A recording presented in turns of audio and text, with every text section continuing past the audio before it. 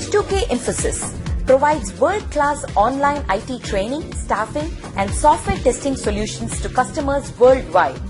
H2K Infosys, how we are different from our competitors. 100% job-oriented training, hands-on project work, cloud test lab, resume preparation and review, mock interviews, robust syllabus, one-time fee and lifetime access to classes, access to recorded sessions of live classes. H2K Infosys has won the trust of thousands of students worldwide. For a free demo class, visit us at h2kinfosys.com.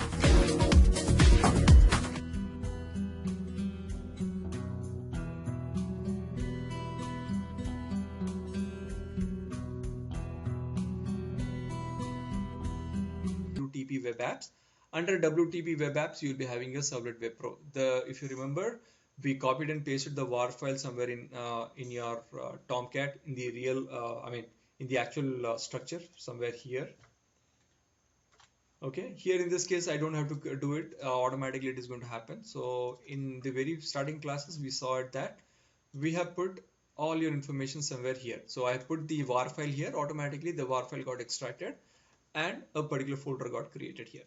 The same way out here in your Eclipse, whenever you try to run your server using your Eclipse, it will be stored somewhere in your .metadata.plugins somewhere in this particular folder. Okay, so you have all the informations out here. All right. Okay, so I was trying to show you the logs. So this is the place wherein all your logs gets stored. All right. So every time any activity happens, your log file will be stored out here. All right. Okay, so this is all about filters. You can use it effectively for a lot of other purposes also. Okay. Now, I would request everyone to download one of the one of the extension which is present in your Chrome, or you can use it in your Mozilla Firefox or in your Internet Explorer also. Here I have used an extension because I want to check each and every request, how the request goes and how the response comes, right? So whenever you talk about an HTML, from the HTML you do a submit, what happens ultimately? You send a request to the server. Now this HTML is somewhere present in your browser itself. You send a request and you get a response back from the browser itself. Okay. Now this is a tool, this is an extension with the help of which you can basically trace those kind of linkage. Okay, so just go to your extensions. Where is my okay, just go to the settings and go to extensions and get more extensions and just type for live HTTP header. Okay, you can type it in your Mozilla also, or in your Chrome also, or even you get it for your Internet Explorer also. Okay, let me see if there are any other questions. What happens when it goes to do filter method? Sai Kiran, I think I have answered that thing. Okay.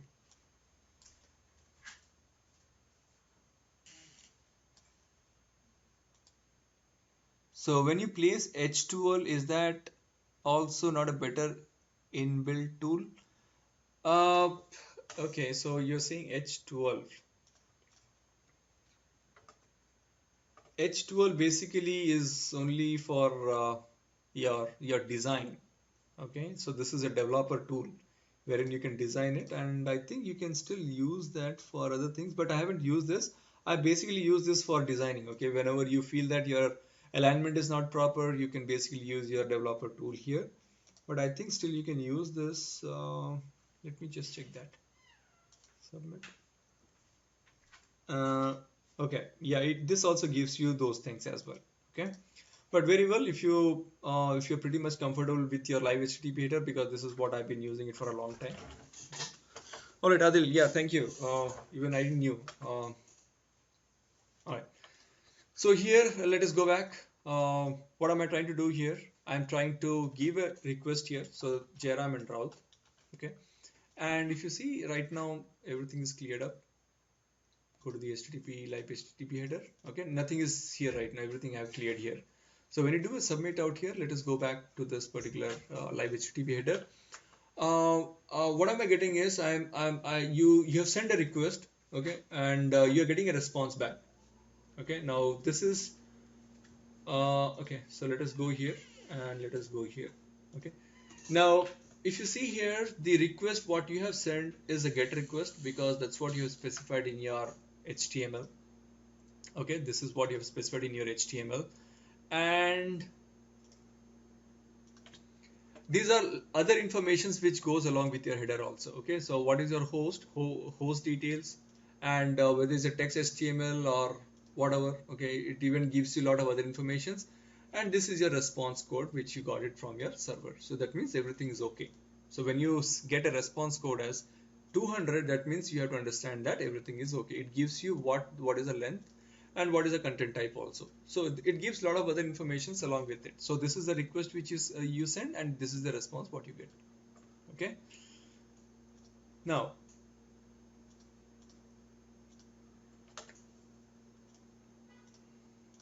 okay, so all right, so we'll talk about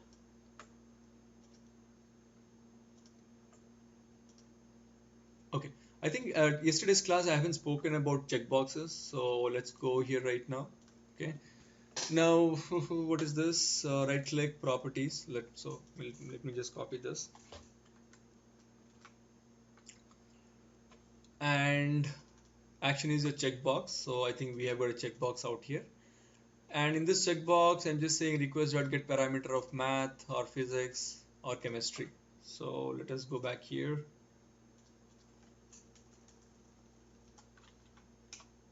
Okay. So guys, I mean, just have this. This tool is really handy for each and every time because most of the times you'll be using this for debugging or whatnot. Okay. Now, if you see here, you have used a checkbox out here. Okay. Input type equal to checkbox, name equal to math, physics, and chemistry. Okay. And in the browser, ultimately, you check this. You do not check physics, and you check chemistry. Okay. And just say select subject. Okay. What's happening here?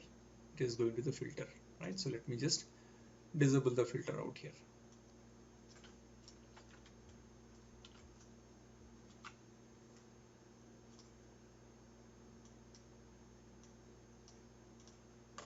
Okay. So clear this.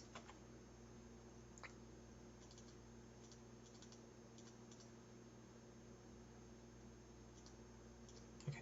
So here, I think everything is started. So I just do as enter here, right? So what happened here? It didn't come there. One sec. From a checkbox, you say checkbox here. It should come to the checkbox, and checkbox should get executed. The URL pattern is also checkbox.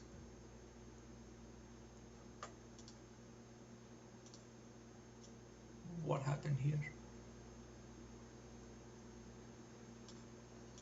Haven't started yet.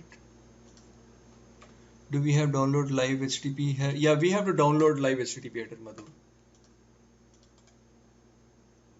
Let me just compile it.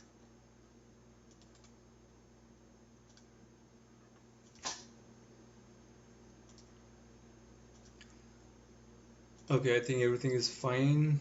Why is it not giving the output to the console? Let me just debug this.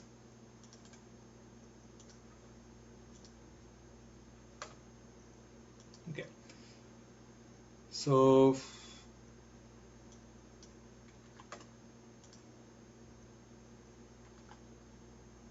okay, refresh and just do a submit. Why is it not coming out here?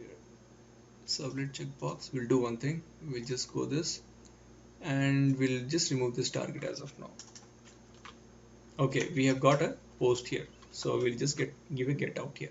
Okay, and I think your checkbox is going to take your get. It doesn't have a post, or it has a post, but we are not doing anything in the post, so that was our mistake. Okay, anyways, go back here, clear this. Hopefully the server has been started. Restart. This is what happens when you copy and paste a couple of things. I used Fiddler to capture the traffic. Yeah, that's fine, Ajit. You can use, there are a lot of other tools. you can use any of those things. Okay, does this tool also monitor the local Eclipse SOAP request? No, for SOAP, yeah, I think SOAP request also it will do it, unless and until you have some anything in the browser itself. Okay, because it only tries to take up all the requests whichever it comes from your browser itself. Okay. So we can have only one at a time, I mean, post or get. You can have both the things. You have basically need to chain this up. I didn't change this up. I think in the previous classes I've spoken about these things. Okay, I have changed it right now. So this way you can do it. You can have both the things as well. Okay. Okay. All right. So I think all right. So here mathematics and chemistry has both been selected. Now do a submit. Now if you see here, my math flag is on, my chemistry flag is on. So what happens whenever you talk about a checkbox, you will get a value as on or off. Okay. It's not on and off. If it has been checked, you will be getting a response. You will be getting a value as on here. Okay. So request.get parameter of math. Okay. So this is what the checkbox is all about. There are a couple of other examples.